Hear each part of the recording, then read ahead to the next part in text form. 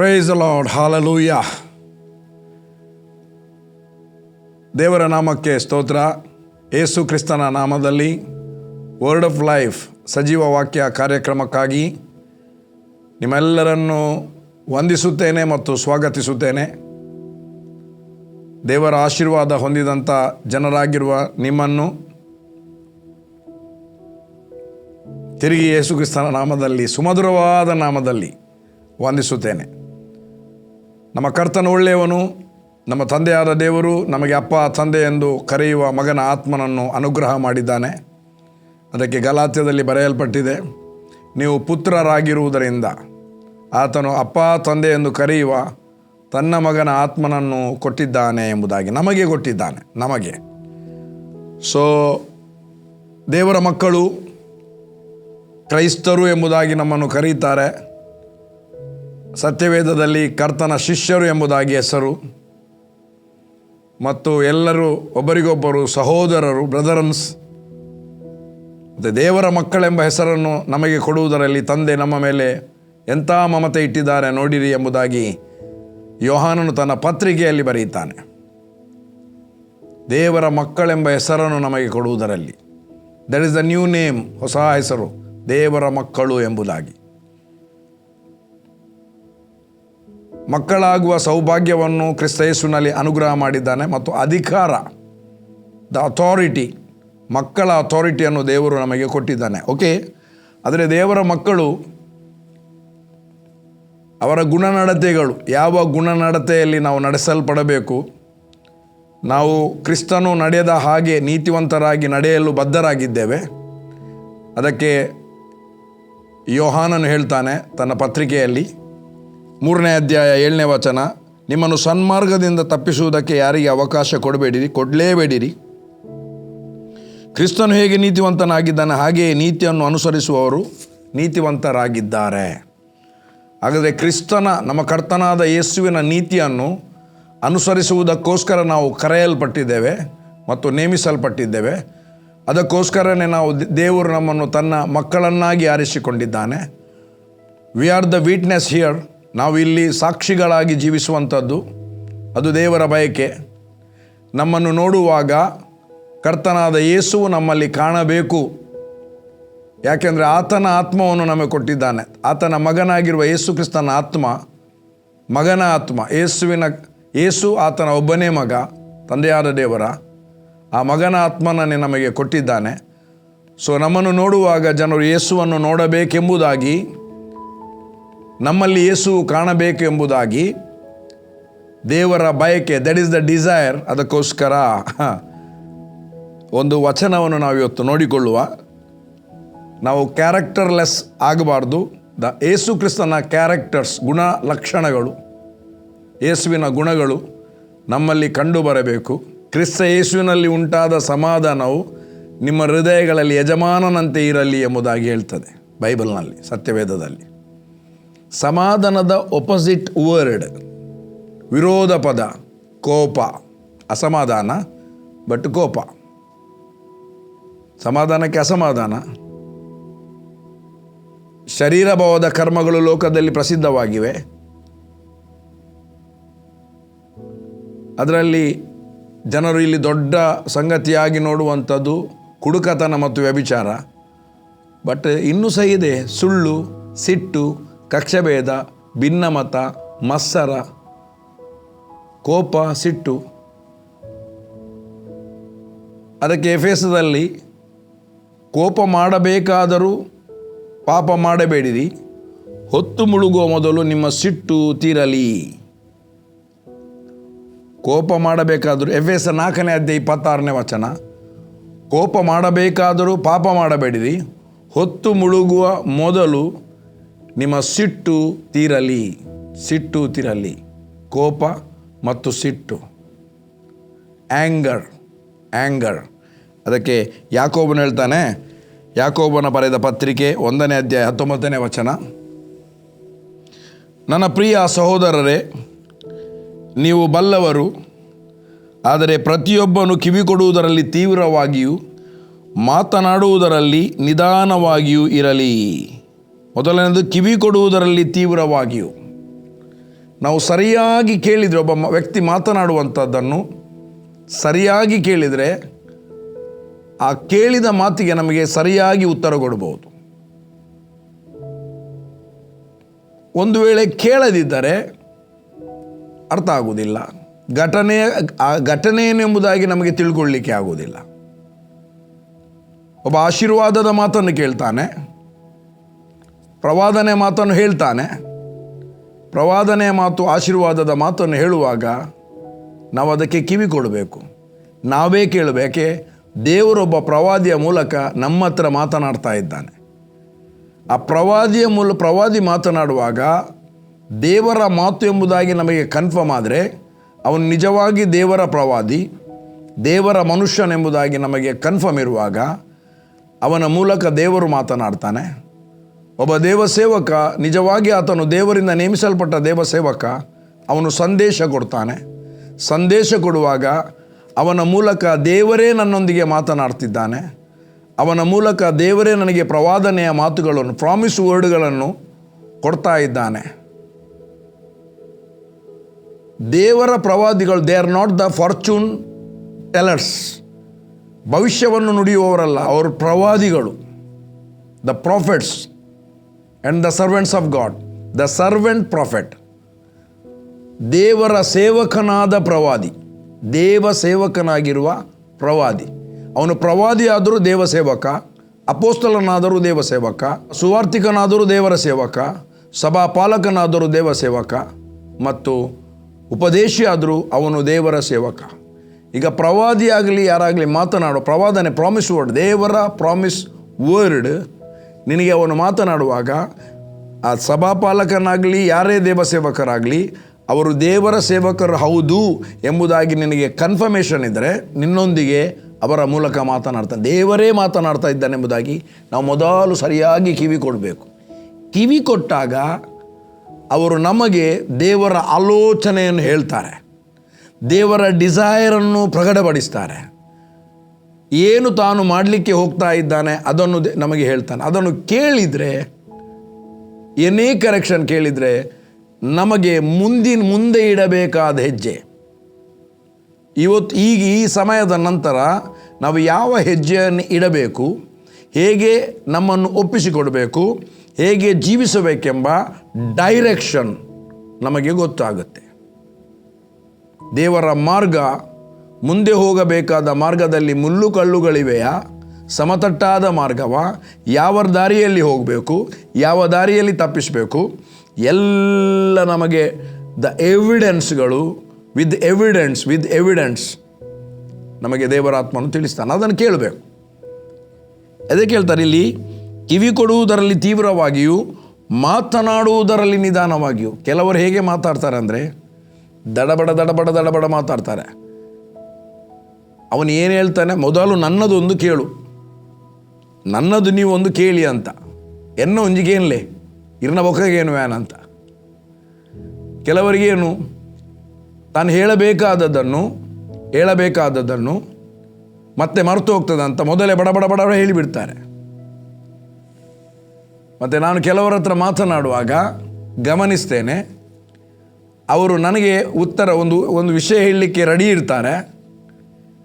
ಇದನ್ನು ಹೇಳಬೇಕೆಂಬುದನ್ನಾಗಿ ಅದು ಮರೆತು ಹೋಗೋದು ಬೇಡ ಅಂತ ನೆನಪಲ್ಲಿ ಒಳಗಿಂದ ರಿಪೀಟ್ ಮಾಡ್ತಾ ಇರ್ತಾರೆ, ಅರಿಕೆ ಮಾಡುವಾಗೆ ಮಾಡ್ತಾ ಇರ್ತಾರೆ.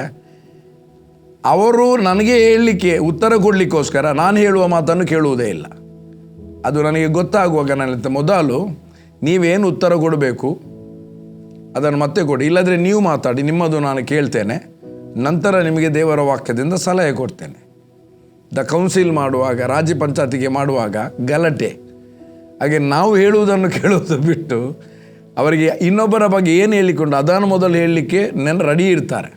ನಾಳೆ ನೀವು ನಮ್ಮದು ದೇವರ ವಾಕ್ಯವನ್ನು ಕೇಳದಿದ್ದರೆ ನೀವು ಸಮಾಧಾನ ಆಗುವುದು ಹೇಗೆ? ಅದಕ್ಕೆ ಮಾತನಾಡುವುದರಲ್ಲಿ ನಿಧಾನವಾಗಿಯೂ, ಕಿವಿ ಕೊಡುವುದರಲ್ಲಿ ತೀವ್ರ ಅಂದರೆ ಹೇಗೆ? ಈಗ ಒಬ್ಬನು ಮಾತನಾಡ್ತಾ ಇದ್ದಾನೆ, ಮೆಲ್ಲ, ಭಾರಿ ಸೀಕ್ರೆಟ್ ಆಗಿ ಮಾತಾಡ್ತಾ ಇದ್ದಾನೆ. ಆ ದೊಡ್ಡ ಸೌಂಡುಗಳು, ಅಥವಾ ಒಂದು ಕಂಪನಿಯಲ್ಲಿ ಜನರೇಟರ್ ರೂಮ್ನಲ್ಲಿ ದೊಡ್ಡ ಸೌಂಡು, ಅಂಥ ಸೌಂಡುಗಳ ಮಧ್ಯದಲ್ಲಿ ಒಬ್ಬ ಮಾತನಾಡೋದು ನಮಗೆ ಸರಿಯಾಗಿ ಕೇಳಬೇಕಂತ ಅನಿಸಿದರೆ ಅದರ ಮಧ್ಯದಲ್ಲಿ ಗಮನವಿಟ್ಟು ಕೇಳಿ ಚಿಕ್ಕ ಸ್ವರವನ್ನಾದು ಗ್ರಹಿಸಿಕೊಳ್ಳುತ್ತಾರೆ ಜನರು. ಸೊ ಇದಕ್ಕೆ ಹೇಳುವುದು ತೀವ್ರವಾಗಿ ಕಿವಿ ಕೊಡುವುದರಲ್ಲಿ ತೀವ್ರವಾಗಿಯೂ, ಮಾತನಾಡುವುದರಲ್ಲಿ ನಿಧಾನವಾಗಿಯೂ, ಕೋಪಿಸುವುದರಲ್ಲಿ ಕೂಡ ನಿಧಾನ. ನಾನು ಹೇಳುವುದು ಏನಂದರೆ, ಇಟ್ ಈಸ್ ಬೆಟರ್ ಕೋಪಿಸುವುದರಲ್ಲಿ ಆಲಸ್ಯಗಾರರಾದರೆ ಭಾರಿ ಒಳ್ಳೆ. ಕೋಪ ಮಾಡುವುದರಲ್ಲಿ ಆಲಸ್ಯ. ಸತ್ಯವೇದದಲ್ಲಿ ಜ್ಞಾನೋಕ್ತಿಯಲ್ಲಿ ಒಂದು ಮಾತಿದೆ, ಯಾವ ವಚನದಲ್ಲಿದೆ ನೆನಪಿಲ್ಲ, ಬಾಯಟಿದೆ. ಈ ಸೋಮಾರಿಗೆಂತೆ ಆಹಾರವನ್ನು ತನ್ನ ಕೈಯಿಂದ ತೆಗೆದು ಬಾಯಿಗೆ ಇಡುವಷ್ಟು ಅವನಿಗೆ ಆಲಸ್ಯ ಅಂತೆ. ಅಂದರೆ ಯಾರಾದರೂ ಬಾಯಿಗೆ ಕೊಡಲಿ ಅಂತ, ಅಷ್ಟು ಸೋಮಾರಿಯಾದವರಿದ್ದಾರೆ ಅಂತ. ಸೋಮಾರಿ. ಬಟ್ ಈ ಕೋಪಿಸುವ ವಿಷಯದಲ್ಲಿ ಆಲಸ್ಯ ಮಾಡಿದರೆ ಭಾಳ ಒಳ್ಳೆಯದು. ಆಲಸ್ಯ, ಆ ಕೋಪದಲ್ಲಿ ಮಾತನಾಡೋದಿಲ್ಲ, ಸುಮ್ಮನೆ ಮೌನವಾಗಿರ್ತಾನೆ. ಓಕೆ, ಕೋಪಿಸುವ ನಿಧಾನವಾಗಿಯೂ ಇರಲಿ. ಮನುಷ್ಯನ ಕೋಪವು ದೇವರಿಗೆ ಮೆಚ್ಚುಗೆಯಾಗಿರುವ ನೀತಿಗೆ ಅನುಕೂಲವಾಗಿರುವುದಿಲ್ಲ. ಪ್ರಿಯ ದೇವಜನರೇ, ಮನುಷ್ಯ ಮಾಡುವಂಥ ಕೋಪ ದೇವರ ನೀತಿಗೆ. ಕರ್ತನಾದ ಯೇಸು ನೀತಿವಂತನು. ಆತ ನಮ್ಮ ಅನೀತಿಯನ್ನು ತಾನು ತೆಗೆದುಕೊಂಡ, ತನ್ನ ನೀತಿಯನ್ನು ನಮಗೆ ಕೊಟ್ಟ, ನಮ್ಮನ್ನು ನೀತಿವಂತರನ್ನಾಗಿ ಮಾಡಿದ. ಹಾಗಾದರೆ ದೇವರ ನೀತಿವಂತ ಮಕ್ಕಳಾದ ನಾವು ಮನುಷ್ಯರು ಮಾಡುವ ಕೋಪ ಅದು ದೇವರು ಮೆಚ್ಚುವ ನೀತಿಗೆ ಅನುಗುಣವಾಗುವುದಿಲ್ಲ. ದೇವರು ಮೆಚ್ಚುವ ನೀತಿಗೆ ಅನುಗುಣವಾಗುವುದಿಲ್ಲ. ಮಕ್ಕಳು ತಪ್ಪು ಮಾಡುವಾಗ ದೇವರ ವಾಕ್ಯಾನುಸಾರವಾದ ಕೋಪ ಇರ್ಬೋದು. ಅದು ಕೋಪ ಅಂದರೆ ಆ ಕೋಪ ಅಲ್ಲ. ಮಕ್ಕಳನ್ನು ಟ್ರೈನ್ ಮಾಡೋ ಕೋಪ ಮಾಡಬೇಕಾಗಿಲ್ಲ. ತಪ್ಪೇ, ಸರಿಯೇ. ತಪ್ಪಿಗೆ ಕರೆಕ್ಷನ್ ಕೊಡುವುದಕ್ಕಾಗಿ ದೇವರು ನಮಗೆ ಅವರ ತಂದೆ ತಾಯಿಗಳು ನಾವಾಗಿದ್ದೇವೆ. ಒಂದು ವೇಳೆ ಕೇಳ್ತಾ ಇಲ್ಲ, ಪ್ರಾರ್ಥನೆ ಮಾಡುವ. ಇವತ್ತು ವಕ್ರ ಬುದ್ಧಿ ಉಳ್ಳವರು ನಾಳೆ ಕ್ಲಿಯರ್ ಆಗ್ತಾರೆ. ಕೋಪ ಮಾಡಿ ಏನು ಪ್ರಯೋಜನ ಇಲ್ಲ. ಗಂಡ ಹೆಂಡತಿ ಹತ್ರ ಕೋಪ ಮಾಡಿ ಏನು ಪ್ರಯೋಜನ ಇಲ್ಲ. ಹೆಂಡತಿ ಗಂಡನ ಹತ್ರ ಕೋಪ ಮಾಡಿ ಏನು ಪ್ರಯೋಜನ ಇಲ್ಲ. ಇವತ್ತು ಕೋಪ ಮಾಡ್ತಾರೆ, ಪಶ್ಚಾತ್ತಾಪ ಪಡ್ತಾರೆ, ನಾಳೆ ಪುನಃ ಸರಿಯಾಗ್ತಾರೆ. ನಾಳೆ ಸರಿಯಾದಾಗ ಆಲೋಚನೆ ಮಾಡಿ, ಸುಮ್ಮನೆಲ್ಲ ಮೊನ್ನೆ ಕೋಪ ಮಾಡಿದ್ದು ವೇಸ್ಟ್ ಆಯ್ತಲ್ಲ ನನ್ನ ಕೋಪ. ಅದಕ್ಕಿಂತ ಕೋಪ ಬರುವಾಗ ಅನ್ಯ ಭಾಷೆ ಮಾತಾಡಲಿಕ್ಕೆ ಗೊತ್ತಿರುವವರು ಅನ್ಯ ಭಾಷೆ ಮಾತಾಡಿದರೆ ಭಾರಿ ಒಳ್ಳೆ. ಮಾತನಾಡಲಿಕ್ಕೆ ಗೊತ್ತಿಲ್ಲದವರು ದೇವರು ಮಾಡಿದ ಉಪಕಾರಗಳನ್ನು ನೆನೆಸಿ ಆತನನ್ನು ಸ್ತುತಿಸಿದರೆ ಒಳ್ಳೆ. ದೇವರು ಮಾಡಿದ ಉಪಕಾರವು ನೆನಪಿಗೆ ತರುವಾಗ ಹೃದಯ ಹರ್ಷಗೊಳ್ಳುತ್ತದೆ. ದೇವರು ಮಾಡಿದ ಉಪಕಾರವನ್ನು ನಾವು ನೆನಪು ಮಾಡುವಾಗ ನಾವು ಸಮಾಧಾನಗೊಳ್ಳುತ್ತೇವೆ. ಅದಕ್ಕಾಗಿ ದೇವರೇ ಹೇಳಿದ್ದಾನೆ, ಇಲ್ಲಿ ಯಾಕೋಬ, ಕರ್ತನಾದ ಯೇಸು ಕ್ರಿಸ್ತನ ತಮ್ಮ ಸಹೋದರ ಯಾಕೋಬ, ಅವನು ಹೇಳ್ತಾನೆ, ಮನುಷ್ಯನ ಕೋಪವು ದೇವರು ಮೆಚ್ಚುವ ನೀತಿಗೆ ಅನುಕೂಲವಾಗಿರುವುದಿಲ್ಲ. ಹಾಗಾದರೆ ದೇವರು ಮೆಚ್ಚುವ ನೀತಿಗೆ ಅನುಕೂಲವಾಗದೇ ಇರುವಂಥದ್ದನ್ನು ದೇವರ ಮಕ್ಕಳಾದ ನಾವು ಯಾಕೆ ಅದನ್ನು ಕೈಗೊಳ್ಳಬೇಕು ಅಥವಾ ಮಾಡಬೇಕು? ಸಿಟ್ಟು ಬರುವಾಗ, ಕೆಲವರು ಸಿಟ್ಟುಗೊಳ್ಳುವಾಗ ಆ ಸಿಟ್ಟನ್ನು ಮೆಡಿಟೇಷನ್ ಮಾಡ್ತಾನೆ.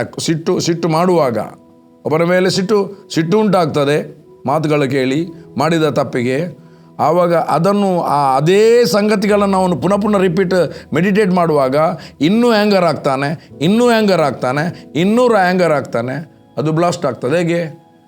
ದೇರ್ ಈಸ್ 3 ವಿಧವಾದ ವಿಷಯವನ್ನು ಮಾತಾಡ್ಬೋದು ಮನುಷ್ಯರಲ್ಲಿ ಇರುವಂಥ ಕೋಪ. ಕೆಲವರು ಇಡೀ ದಿವಸ ಚರ ಮಾಡ್ತಾ ಇರ್ತಾರೆ, ಅವನು ಸಮಾಧಾನ ಇರ್ತಾನೆ. It is like a tea pot ಅಂತ ಗೊತ್ತಿದೆ, ಬಿಸಿ ನೀರಿನ ಪಾಟ್. ಇದಕ್ಕೆ ಎಲೆಕ್ಟ್ರಿಕಲ್ಗೆ ಸಿಕ್ಕಿಸ್ತಾರೆ. ಅದು ಬಾಯ್ಲ್ ಆಗುವಾಗ ಅದರಲ್ಲಿ ಪುಕ್ಕು ಅಂತ ಹೋಗಿ ಬರ್ತಾ ಇರ್ತದೆ.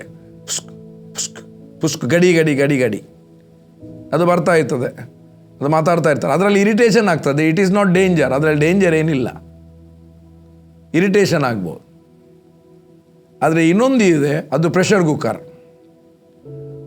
ಕುಕ್ಕರ್ ಏನು ಮಾಡ್ತದೆ ಅಂದರೆ, ಅದರ ಆ ವಿಸಿಲ್ ಹೊರಗೆ ಹೋಗುವ ಪ್ರೆಷರ್ ತನಕ ಎಷ್ಟೇ ಪ್ರೆಷರ್ ಇದ್ದರೂ ಒಳಗೆ ಸ್ಟೋರ್ ಆಗುತ್ತೆ. ಸಿಟ್ಟನ್ನೇನು ಮಾಡ್ತಾರೆ, ಕಂಟ್ರೋಲ್ ಮಾಡಿ ಅದು ಫುಲ್ಲು ಸ್ಟೋರ್ ಆಗಿ ತೆಗೆಯುವಾಗ 1 ವರ್ಷದೆಲ್ಲ ಹೊರಗೆ ಬರ್ತದೆ. ನೀವು ಆಗ ಹಾಗೆ ಮಾಡಿದಿರಿ, ಆ ಸಮಯದಲ್ಲಿ ಹೀಗೆ ಮಾಡಿದಿರಿ, ಎಲ್ಲವನ್ನೊಮ್ಮೆ ಬೂಸ್ ಅಂತ ಬಿಸಿಲು ಹೊಡೆದ ಹಾಗೆ. ಇದಕ್ಕೋಸ್ಕರ ನಾವು ಕರೆಯಲ್ಪಡಲಿಲ್ಲ. ಬೈಬಲ್ ಹೇಳ್ತದೆ, ಸಮಾಧಾನ ಪಡಿಸುವವರು ಧನ್ಯರು, ಅವರು ದೇವರ ಮಕ್ಕಳು ಅನ್ನಿಸಿಕೊಳ್ಳುವರು. ಕೋಪ ಮಾಡುವವರು ಧನ್ಯರು ಅಂತ ಬರೆಯಲಿಲ್ಲ, ಕೋಪಿಸಿಕೊಳ್ಳುವವರು ಧನ್ಯರಂತೆ ಬರೆಯಲಿಲ್ಲ, ಕೋಪಿಷ್ಟನು ಧನ್ಯರು ಎಂಬುದಾಗಿ ಬರೆಯಲಿಲ್ಲ. ಸಮಾಧಾನ ಪಡಿಸುವವನು, blessed those who are peacemakers. ಒಂದು ವೇಳೆ ಒಬ್ಬ ನಿನ್ನ ಫ್ರೆಂಡೇ ಆಗಿರ್ಬೋದು, ನಿನ್ನ ಮಕ್ಕಳೇ ಆಗಿರ್ಬೋದು, ಅವರು ಇನ್ನೊಬ್ಬನ ಮೇಲೆ ಕೋಪಗೊಂಡಾಗ ಮೊದಲು ಅಲ್ಲಿ ಮಿಸ್ಟೇಕ್ ಅವನು ಸರಿಯಾಗಿರ್ಬೋದು, ಅವನು ಮಿಸ್ಟೇಕ್ ತಪ್ಪಿತಸ್ಥನಾಗಿರ್ಬೋದು. ನಮ್ಮ ಕೆಲಸ ಏನಂದರೆ, ನನ್ನ ಪ್ರಿಯ ದೇವಜನರೇ, ಫಸ್ಟ್ ಸಮಾಧಾನ ಪಡಿಸೋದು. ಸಮಾಧಾನ ಪಡಿಸಿದ ಮೇಲೆ ವಿಷಯವನ್ನು ಕೇಳಿದೆ, ಎಂಥ ವಿಷಯ, ಮತ್ತೆ ಆ ವಿಷಯಕ್ಕೆ ಬೇಕಾದ ಕೌನ್ಸಿಲನ್ನು ನಾವು ಮಾಡೋದು. ಫಸ್ಟ್ ಸಮಾಧಾನ ಪಡಿಸೋದು, ಕೂಲ್ ಡೌನ್. ವೆಹಿಕಲ್ ಇದೆ, ಈಗಿದು ವೆಹಿಕಲ್ ಎಲ್ಲ ಭಾರಿ ಅಡ್ವಾನ್ಸ್ಡ್. ಮುಂಚೆ ಮೆಟಡೋರು, ಸ್ಟ್ಯಾಂಡರ್ಡ್ 20 ಇದೆಲ್ಲ ಇತ್ತು. 1210 Benz lorry, Tata lorry, old Perkins ಮತ್ತು ಡ್ಯಾಂಬ್ಲರ್ ಇಂಜಿನ್ದು ಗಾಡಿ ಇತ್ತು. 1985 ನಾನು ಡ್ರೈವಿಂಗ್ ಮಾಡ್ತಿದ್ದೆ. ಕೇರಳಕ್ಕೆ, ಮಂಗಳೂರಿನ ಮೀನುಗಳನ್ನೆಲ್ಲ ಕೊಂಡೋಗ್ತಿದ್ದೆ. ಆ ಸಮಯದಲ್ಲಿ ನಾವು ಹೋಗುವಾಗ ಒಂದು 150 ಕಿಲೋಮೀಟ್ರ್ ಹೋಗುವಾಗ ಏನಾದರೂ ಒಂದು ಸ್ವಲ್ಪ ನೀರು ಕಡಿಮೆ ಇದ್ದರೆ ಗಾಡಿ ಹೀಟ್ ಆಗ್ತದೆ, ಬಾಯ್ಲ್ ಆಗುತ್ತೆ. ಬಾಯ್ಲ್ ಆದಮೇಲೆ ಈಗ ಅದನ್ನು ಸಮಾಧಾನ ಪಡಿಸೋ, ಅದು ಬಿಸಿಯಾಗಿದೆ. ನಾವು ಒಂದೇ ರನ್ನಿಂಗ್ ಗಾಡಿ ಸ್ಟಾರ್ಟಿಂಗ್ನಲ್ಲೇ ಇಟ್ಟು ಅದಕ್ಕೆ ನೀರು ಒಯ್ಯಬೇಕು. ಆದರೆ ಅದರ ಕ್ಯಾಪ್ ತೆಗಿಲಿಕ್ಕೆ ಸ್ವಲ್ಪ ಟೈಮ್ ತಾಗ್ತದೆ. ಸೊ ಕಂಪ್ಲೀಟ್ ಸ್ವಲ್ಪ ತಣ್ಣಗಾದ ಮೇಲೆ ಗಾಡಿ ಸ್ಟಾರ್ಟ್ ಮಾಡಿ ಅದಕ್ಕೆ ನೀರು ಹಾಕಬೇಕು. ಅಂದರೆ ಅದು ತಣ್ಣಗಾಗುವ ತನಕ ಕಾಯಬೇಕು, ಇಲ್ಲದ್ರೆ ಮುಂದೆ ಹೋಗೋದಿಲ್ಲ. ಎಷ್ಟು ಬಿಸಿ ಆಗ್ತದೆ ಅಂದರೆ ರೇಡಿಯೇಟರ್ನಲ್ಲಿದ್ದ ಮುಚ್ಚಳ ತೆಗೆದಾಗ ನೀರು ಹಾರ್ತದೆ, ಅಷ್ಟು ಬಿಸಿ ಆಗ್ತದೆ ಮೊದಲಿನ ಗಾಡಿಗಳು. ಈಗ ಅಡ್ವಾನ್ಸ್ಡ್. ಹಾಗೆ ಕೆಲವೊಂದು ವ್ಯಕ್ತಿಗಳು ಈ ಸಿಟ್ಟು ಎಷ್ಟಿದೆ ಅಂದರೆ, ಆ ಸಿಟ್ಟು ಒಳಗೆ ಇಟ್ಟುಕೊಂಡು ಒಂದು ದಿವಸ ತಡೀಲಿಕ್ಕೆ ಆಗದೆ ಅದೇ ವ್ಯಕ್ತಿ, ಎದುರಿನ ವ್ಯಕ್ತಿ ಅವನಿಗೆ ಮಾತನಾಡುವಾಗ ಒಂದು ಲಟಪಟ 5 ನಿಮಿಷ 10 ನಿಮಿಷ ಎಲ್ಲ ಒಂದು 5 ವರ್ಷದ ಸಂಗತಿಗಳನ್ನು ದಡಬಡ ಹೇಳ್ತಾರೆ. ಎಲ್ಲ ಹೊರಗೆ ಹೋದ್ಮೇಲೆ ಹಬ್ಬ ಸಮಾಧಾನ ಆಯಿತು. ಇದು ಕುಟುಂಬದಲ್ಲಿ ಗಂಡ ಹೆಂಡತಿಯ ಮಧ್ಯದಲ್ಲಿರ್ಬೋದು, ಅಪ್ಪ ಮಕ್ಕಳ ಮಧ್ಯದಲ್ಲಿ, ಅಮ್ಮ ಮಕ್ಕಳ ಮಧ್ಯದಲ್ಲಿರ್ಬೋದು, ಸಿಬ್ಲಿಂಗ್ಸ್ ಮಧ್ಯದಲ್ಲಿರ್ಬೋದು, ವರ್ಕ್ ಪ್ಲೇಸ್ನಲ್ಲಿರ್ಬೋದು, ಬಿಸ್ನೆಸ್ನಲ್ಲಿರ್ಬೋದು. ಬಟ್ ಎಲ್ಲ ಏರಿಯಾದಲ್ಲಿ ಕೂಡ ದೇವರು ನಮ್ಮನ್ನು ನೇಮಿಸಿದ್ದು ಶಾಂತರು ಧನ್ಯರು, ಅವರು ಭೂಮಿಗೆ ವಾದ್ಯರಾಗುವರು. ಇಲ್ಲಿ 5ನೇ ಅಧ್ಯಾಯ ಮತ್ತಾಯನು ಬರೆದ ಸುವಾರ್ತೆ, ಸಮಾಧಾನ ಪಡಿಸುವವರು ಧನ್ಯರು, ಅವರು ದೇವರ ಮಕ್ಕಳು ಅನ್ನಿಸಿಕೊಳ್ಳುವರು.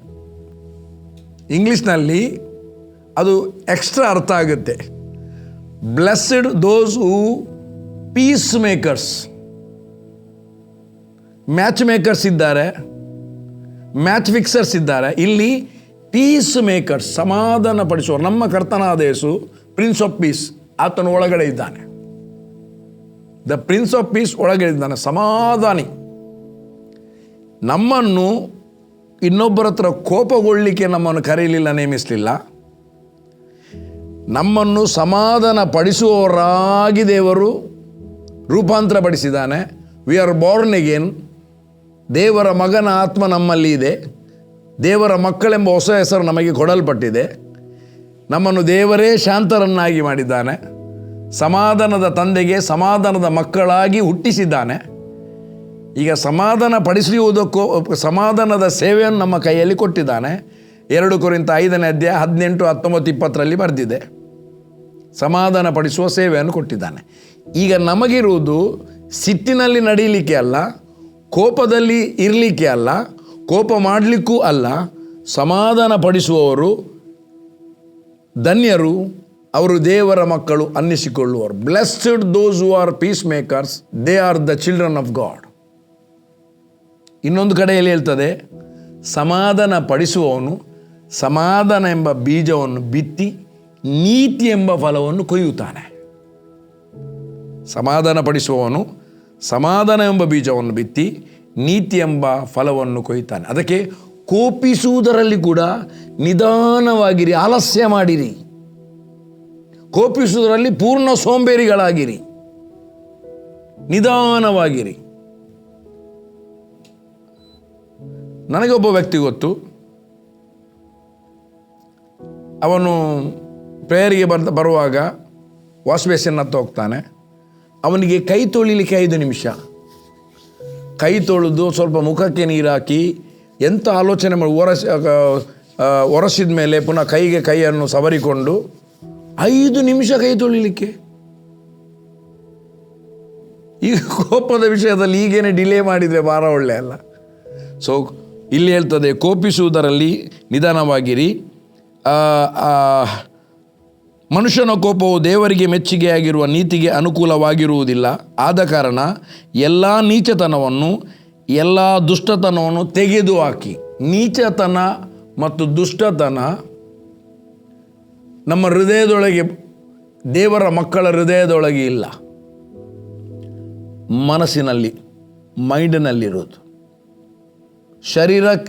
ಶರೀರ ಬಾರ್ನಿಗೆ ಏನಾಗಲಿಲ್ಲ, ವಿ ಆರ್ ಬಾರ್ನಿಗೆ ಏನಾದದ್ದು ಇನ್ ದ ಸ್ಪಿರಿಟ್. ನೀಚತನದ ಆಲೋಚನೆ ಮನಸ್ಸಿನಲ್ಲಿ ಉಂಟಾಗ್ತದೆ. ಯಾವಾಗ ಅಂದರೆ, ನಾನು ಇದಕ್ಕಿಂತ ಮೊದಲು ಹೇಳಿದ್ದೇನೆ, 13ನೇ ಅಧ್ಯಾಯ 2ನೇ ವಚನ, ಯೋಹಾನನ್ ಬರೆದ ಸುವಾರ್ತೆ. ಯೇಸುವನ್ನು ಹಿಡಿದುಕೊಡುವ ಸಲುವಾಗಿ ಸೈತಾನನು ಯೂದನ ಮನಸ್ಸಿನಲ್ಲಿ ಆಲೋಚನೆಯನ್ನು ಹುಟ್ಟಿಸಿದನು. ಹಾಗಾದರೆ ನಾವು ಯಾರಿಗೆ ಕಿವಿ ಕೊಡ್ತೇವೆ ಅದು ಬಹಳ ಪ್ರಾಮುಖ್ಯವಾದದ್ದು. ಕರ್ತನಾದ ಯೇಸುವಿನ ಸ್ವರಕ್ಕೆ ಕಿವಿ ಕೊಟ್ಟರೆ ಸಮಾಧಾನಕರವಾದ ಸಂಗತಿಗಳೇ ನಮ್ಮ ಜೀವಿತದಲ್ಲಿ ನಡೆಯುತ್ತದೆ. ಮನಸ್ಸಿನಲ್ಲಿ ಬೇರೆ ಥರದ ದುಷ್ಟ ಆಲೋಚನೆ ಹೊಳೆಯುವುದೇ ಇಲ್ಲ. ದುಷ್ಟನ ಸ್ವರಕ್ಕೆ ಕಿವಿ ಕೊಟ್ಟರೆ, ಸೈತಾನನ ಸ್ವರಕ್ಕೆ ಕಿವಿ ಕೊಟ್ಟರೆ ಕೊಲೆ ಬರ್ಬೋದು, ಸುಳ್ಳು ಬರ್ಬೋದು, ಮೋಸ ಮಾಡುವಂಥ ಆಲೋಚನೆ ಬರ್ಬೋದು, ಬೇರೆ ಬೇರೆ ಬೇರೆ ಬೇರೆ ವಿಧವಾದ ಆಲೋಚನೆ ಬರ್ಬೋದು. ಒಂದು ನೆನಪಿಟ್ಟುಕೊಳ್ಳಿರಿ, ರಕ್ಷಣೆ ಹೊಂದುವುದಕ್ಕಿಂತ ಮುಂಚೆ ನೀನು ಏನಕ್ಕೆಲ್ಲ ಸೋತಿದ್ಯಾ, ಏನೆಲ್ಲ ತಪ್ಪು ಕೆಲಸ ಮಾಡ್ತಿದ್ದೆ, ಅದೇ ಆಲೋಚನೆಯನ್ನು ಹುಟ್ಟಿಸ್ತಾನೆ. ಅದರದೇ ಪ್ರೇರಣೆ ಮನಸ್ಸಿನಲ್ಲಿ ಬರ್ತದೆ. ದೇವರ ಮಗನು ಎಡವಿ ಬೀಳುವುದಕ್ಕೋಸ್ಕರ. ಬಟ್ ನಾವು ಯಾವಾಗ ಕರ್ತನಾದ ಯೇಸುವಿನ ಸ್ವರಕ್ಕೆ, ಯೇಸು ಸ್ಪಷ್ಟವಾಗಿ 10ನೇ ಅಧ್ಯಾಯ ಯೋಹಾನನ ಬರೆದ ಸುವಾರ್ತೆಯಲ್ಲಿ ಹೇಳಿದ್ದಾನೆ, ನನ್ನ ಕುರಿಗಳು ನನ್ನ ಸ್ವರಕ್ಕೆ ಕಿವಿ ಕೊಡುತ್ತವೆ, ಅವು ಅನ್ಯವನ್ನು ಹಿಂಬಾಲಿಸುವುದಿಲ್ಲ. ಅನ್ಯ ಅಂದರೆ ದೇವರ ವಾಕ್ಯದ ಹೊರಗೆ ಇರುವಂಥ ಕಾರ್ಯಗಳ ಬಗ್ಗೆ ಅದಕ್ಕೆ ಕಿವಿ ಕೊಡುವುದಿಲ್ಲ. ಕರ್ತನಾದ ಯೇಸುವಿನ ಕೃಪೆಯ ಮಾತುಗಳಿಗೆ ಸ್ಪಷ್ಟವಾಗಿ ಕಿವಿ ಕೊಡುತ್ತವೆ. ಇಲ್ಲಿ ಹೇಳ್ತದೆ, ಮನಸ್ಸಿನಲ್ಲಿ ಎಲ್ಲ ನೀಚತನವನ್ನು ಮತ್ತು ದುಷ್ಟತನವನ್ನು ತೆಗೆದುಹಾಕಿ. ಬೈಬಲ್ ಹೇಳ್ತದೆ, ಮನಸ್ಸಿನೊಳಗೆ ಬೇರೂರಿರುವ ವಾಕ್ಯಕ್ಕೆ, ದೇವರ ವಾಕ್ಯಕ್ಕೆ ನಮ್ರತೆಯಿಂದ ಕಿವಿ ಕೊಡಿರಿ, ಎಡೆಗೊಡಿರಿ. ಆ ಮನಸ್ಸಿನಲ್ಲಿ ಬೇರೂರಿರುವ, ನಾವು ವಾಕ್ಯವನ್ನು ಕೇಳಿ ಮೆಮರಿಯಲ್ಲಿ ಫಿಕ್ಸ್ ಆಗಿದೆ ಅಲ್ಲ ವರ್ಡ್, ಅದಕ್ಕೆ ಎಡೆ ಮಾಡಿಕೊಡಬೇಕು. ಅದಕ್ಕೆ ನಾವು ಎಡೆ ಮಾಡಿಕೊಡುವಾಗ ಮನಸ್ಸಿನಲ್ಲಿರುವ ದುಷ್ಟತನ ಮತ್ತು ನೀಚತನ ಹೊರಗೆ ಹೋಗ್ತದೆ. ಒಂದು ಬಕೆಟ್ನಲ್ಲಿ ಕಸ ತುಂಬಿಸಿರಿ, ಕಸ ಹಾಕಿದಿರಿ, ಪ್ರೆಷರ್ ವಾಟರ್ ಇರುವಲ್ಲಿ ಬಕೆಟನ್ನು ಇಟ್ಟು ನೀರು ಬಿಟ್ಟಾಗ ಅದು ನೀರು ತುಂಬುತ್ತಾ ಇರುವಾಗ ತನ್ನಷ್ಟಕ್ಕೆ ತಾನೇ ಒಳಗಿರುವ ಎಲ್ಲ ಕಸ ಹೊರಗೆ ಹೋಗ್ತದೆ. ಒಂದು ಅರ್ಧ ಗಂಟೆ ಅಥವಾ 1/4 ಗಂಟೆಯಲ್ಲಿ ಖಾಲಿ ನೀರು ಮಾತ್ರ ಇರ್ತದೆ. ಕಸ ಎಲ್ಲಿಗೆ ಹೋಯಿತು? ಅದು ನೀರು ತುಂಬುತ್ತಾ ಇರುವಾಗ ಕಸ ಎಲ್ಲ ಹೊರಗೆ ಹೋಯಿತು. ನೀವು ದೇವರ ವಾಕ್ಯಕ್ಕೆ ಎಡೆ ಮಾಡಿಕೊಡುವಾಗ, ಮನಸ್ಸಿನಲ್ಲಿ ಆಳವಾಗಿ ಬೇರೂರಿರುವ ವಾಕ್ಯಕ್ಕೆ, ಹೃದಯದಲ್ಲಿ ವಾಕ್ಯ ಇದೆ, ಮನಸ್ಸಿನಲ್ಲಿ ಕೂಡ ವಾಕ್ಯ ಇದೆ. ಮನಸ್ಸಿನಲ್ಲಿ ಬೇರೂರಿರುವ ಅಂದರೆ ಎಕ್ಸಾಮ್ ಬರೀಲಿಕ್ಕೆ ಮಕ್ಕಳು ಶಾಲೆಯಲ್ಲಿ ಕಲಿತದ್ದು ಅದು ಒಂದು ಮೆಮರಿ ಪವರ್ನಲ್ಲಿ ಇದೆ, ಮೆಮರಿಯಲ್ಲಿ ಇದೆ. ಎರಡನೇದವರು ಬಾಯಟ್ ಮಾಡ್ತಾರೆ, ಆ ಬಾಯಟ್ ಎಲ್ಲ ಮೆಮರಿಯಲ್ಲಿ ತುಂಬಿರ್ತದೆ, ಮೆಮರಿಯಲ್ಲಿ ಇರ್ತದೆ. ಅದೇ ರೀತಿ ನಾವು ಕೇಳುವಂಥ ಪ್ರತಿ ವರ್ಡ್ ಕೂಡ ನಮ್ಮ ಮೆಮರಿಯಲ್ಲಿ ಇರ್ತದೆ. ಈಗ ಇಲ್ಲಿ ಹೇಳ್ತಾರೆ, ಮನಸ್ಸಿನಲ್ಲಿ ಬೇರೂರಿರುವ ವಾಕ್ಯಕ್ಕೆ ನಮ್ರತೆಯಿಂದ ಕಿವಿ ಕೊಡಿರಲ್ಲ, ಈಗ ಎಡೆ ಮಾಡಿ ಕೊಡಿರಿ. ಎಡೆ ಮಾಡಿರಿ. ಏನಕ್ಕೆ? ಜೀವಿಸುವುದಕ್ಕೋಸ್ಕರ. ಈಗ ನಾವು ದೇವರ ವಾಕ್ಯದಿಂದ ಹುಟ್ಟಿದ್ದೇವೆ, ವಾಕ್ಯ ನಮ್ಮ ಒಳಗಡೆ ಇದೆ. ಈಗ ವಾಕ್ಯವನ್ನು ಧ್ಯಾನ ಮಾಡ್ತೇವೆ, ಎವ್ರಿ ಡೇ ದೇವರ ವಾಕ್ಯವನ್ನು ಕೇಳ್ತಾ ಇದ್ದೇವೆ, ಧ್ಯಾನ ಮಾಡ್ತಾ ಇದ್ದೇವೆ. ಈಗ ಎದುರಿನಲ್ಲಿ ಪ್ರಾಬ್ಲಮ್ ಬಂತು, ಪ್ರಾಬ್ಲಮ್ ಬಂದಾಗ ಅದನ್ನು ಎದುರಿಸಲಿಕ್ಕೆ ಬೇಕಾದ ವರ್ಡ್ ದೇವರು ನಮಗೆ ಕೊಟ್ಟಿದ್ದಾನೆ. ಆ ವರ್ಡ್ ನಮಗೆ ಜ್ಞಾಪಕಕ್ಕೆ ಬರುವಾಗ, ಆ ವರ್ಡಿಗೆ ಎಡೆ ಮಾಡಿಕೊಡುವಾಗ, ಒಬ್ಬ ವ್ಯಕ್ತಿ ವಿರುದ್ಧವಾಗಿ ಮಾತನಾಡುವಾಗ ಅವನಿಗೆ ಅದೇ ವಿರುದ್ಧವಾಗಿ ನಾವು ರಿಟರ್ನ್ ಆನ್ಸರ್ ಕೊಡುವುದಿಲ್ಲ. ಕ್ಷಮಿಸುವವರನ್ನು ಕ್ಷಮಿಸ್ತೇವೆ, ಪ್ರಾರ್ಥಿಸುವವರಿಗೋಸ್ಕರ ಪ್ರಾರ್ಥಿಸುತ್ತೇವೆ. ಇದು ದೇವರ ಮಕ್ಕಳು ಮಾಡಬೇಕಾದದ್ದು. ಸೊ ಕೋಪಿಸುವುದರಲ್ಲಿ ನಿಧಾನವಾಗಿರುವಂಥದ್ದು ಬಹಳ ಒಳ್ಳೆಯದು. ಕೋಪ ಮಾಡಬೇಡಿರಿ. ವಾಕ್ಯದ ಪ್ರಕಾರ ನಡೆಯುವವರಾಗಿರಿ, ಅದನ್ನು ಕೇಳುವವರು ಮಾತ್ರವೇ ಆಗಿದ್ದು ನಿಮ್ಮನ್ನೇ ನೀವು ಮೋಸ ಮಾಡಿಕೊಳ್ಳಬೇಡಿರಿ. ನೋಡಿ, ಅನೇಕರಿಗೆ ಭಯ ಬೇರೆಯವರು ಮೋಸ ಮಾಡ್ತಾರೆ ಅಂತ. ಇಲ್ಲಿ ಯಾಕೋಬನು ಹೇಳ್ತಾರೆ, ನಮ್ಮನ್ನು ನಾವೇ ಮೋಸ ಮಾಡುವಂಥ ಒಂದು ವಿಷಯ ಇದೆ ಎಂಬುದಾಗಿ. ನಮ್ಮನ್ನೇ ನಾವು ಮೋಸ ಮಾಡುವಂಥದ್ದು ಹೇಗೆ? ದೇವರ ವಾಕ್ಯ ಖಾಲಿ ಕೇಳುವವರಾಗಿರದೆ ಅದನ್ನು ಕೈಕೊಂಡು ನಡೆಯುವವರಾಗಿರಿ. ಕೇವಲ ಕೇಳಿದರೆ 100% ನೀವು ಬೇರೆಯವರಿಗೆ ಮೋಸ ಹೋಗೋದು ಗ್ಯಾರಂಟಿ. ಫಸ್ಟ್ ನಿಮ್ಮನ್ನೇ ನೀವು ಮೋಸ ಮಾಡಿದ್ದೀರಿ. ಈಗ ನಿಮಗೆ ಡೈರೆಕ್ಷನ್ ಇಲ್ಲ. ಯಾರು ಸುಳ್ಳು ಬೋಧಕರು, ಯಾರು ರೈಟ್ ಬೋಧಕರು ಅಂತ ಗೊತ್ತಾಗೋದಿಲ್ಲ. ಯಾರು ಸುಳ್ಳು ಪ್ರವಾದಿಗಳು, ಯಾರು ರೈಟ್ ಪ್ರವಾದಿಗಳಂತ ಗೊತ್ತಾಗೋದಿಲ್ಲ. ದೇವರಿಗೆ ಕೊಡತಕ್ಕ ಸನ್ಮಾನವನ್ನು ಬೇರೆ ವ್ಯಕ್ತಿಗಳಿಗೆ ಕೊಡಲಿಕ್ಕೆ ಸ್ಟಾರ್ಟ್ ಮಾಡ್ತೀರಿ. ಬಟ್ ರೈಟ್ ಆದ ನೀವು ದೇವರ ವಾಕ್ಯಕ್ಕೆ ಕಿವಿ ಕೊಟ್ಟು ಅದನ್ನು ನಮ್ಮ ಜೀವಿತದಲ್ಲಿ ಅಳವಡಿಸಿ ನಾವು ಜೀವಿಸುವಾಗ ನಾವು ಎಲ್ಲಿ ಕೂಡ ಎಡವಿ ಬೀಳುವುದಿಲ್ಲ, ಯಾರಿಗೂ ನಾವಂತೂ ಮೋಸ ಹೋಗುವುದಿಲ್ಲ, ನಾವು ಯಾರಿಗೂ ಮೋಸ ಹೋಗುವುದಿಲ್ಲ. ನಮ್ಮನ್ನು ಬೇರೆಯೊಬ್ಬ ಮೋಸ ಮಾಡಬೇಕಂತ ಇಲ್ಲ, ನಾವೇ ಮೋಸ ಹೋಗ್ತೇವೆ. ಈ ಭಾಗದಲ್ಲಿ ಎಲ್ಲರೂ ಎಚ್ಚರಿಕೆ ಆಗಿರಿ. ಕೇವಲ ಕಿವಿ ಕೊಡುವುದು ಮಾತ್ರ ಅಲ್ಲ, ಅದನ್ನು ನಮ್ಮ ಜೀವಿತದಲ್ಲಿ ಮೊದಲು ಅಳವಡಿಸಬೇಕು. ಮತ್ತು ಅದರಲ್ಲಿ ಆ ವಾಕ್ಯ ನಮಗೆ ಕೊಟ್ಟದ್ದು ಜೀವಿಸಬೇಕು. ಯಾವಾಗ ನಾವು ದೇವರ ವಾಕ್ಯದಲ್ಲಿ ಜೀವಿಸ್ತೇವೆಯಾ ಆಗ ಈ ವಾಕ್ಯ ಕೋಪಿಸುವುದರಲ್ಲಿ 100% ಅವನು ನಿಧಾನ ಆಗ್ತಾನೆ, ಆಲಸ್ಯ ಮಾಡ್ತಾನೆ. ಯಾರಿಗೆ ಉತ್ತರ ಕೊಡಬೇಕು, ಯಾರಿಗೆ ಉತ್ತರ ಕೊಡಬಾರ್ದು, ಎಲ್ಲಿ ಜಾಗ ಖಾಲಿ ಮಾಡಬೇಕು, ಎಲ್ಲಿ ಕೂತ್ಕೊಳ್ಬೇಕು, ಎಲ್ಲಿಗೆ ಹೋಗಬೇಕು, ಎಲ್ಲಿಗೆ ಹೋಗಬಾರ್ದು, ಯಾರ್ದು ಕೇಳಬೇಕು, ಯಾರ್ದು ಕೇಳಬಾರ್ದು, ಎಲ್ಲ ದೇವರ ಆತ್ಮನಿಂದ ನಡೆಸಲ್ಪಟ್ಟು ನಾವು ರೈಟ್ ಆದ ಟ್ರ್ಯಾಕ್ನಲ್ಲಿ ನಡೆಯುತ್ತೇವೆ. ನೀತಿವಂತರ ಹೆಜ್ಜೆಯ ಜಾಡಿನಲ್ಲಿ ಬೈಬಲ್ ಹೇಳ್ತಾನೆ, ನೀತಿವಂತನ ಹೆಜ್ಜೆ ಅದು ಯೆಹೋವನಿಂದ ನೇಮಕವಾಗಿದೆ. ದೇವರು ನಮಗೆ ನೇಮಕ ಮಾಡಿದ ಹೆಜ್ಜೆಯ ಜಾಡಿನಲ್ಲಿ, ಆ ಮಾರ್ಗದಲ್ಲಿ ನಾವು ನಡೆಯುತ್ತೇವೆ. ಕೋಪ ಮಾಡುವುದಿಲ್ಲ, ಕೋಪ ಬರುವುದಿಲ್ಲ. ಕೋಪ ಮಾಡುವುದು. ನಾವು ಕೋಪ ಬರುವಂಥದ್ದಲ್ಲ, ಅದನ್ನು ಮಾಡುವುದು. ನಾವು ಹೇಳುವುದು ನನಗೆ ಕೋಪ ಬಂತು, ತುಂಬ ಕೋಪ ಅಂತ ಬಂದದಲ್ಲ, ಕೋಪ ಮಾಡಿದ್ದು. ಸಮಾಧಾನವನ್ನು ಬಿಟ್ಟದ್ದು, ಕೋಪವನ್ನು ಮಾಡಿದ್ದು. So God bless you. ಇದನ್ನು ಕಂಟಿನ್ಯೂ ಮಾಡುವ.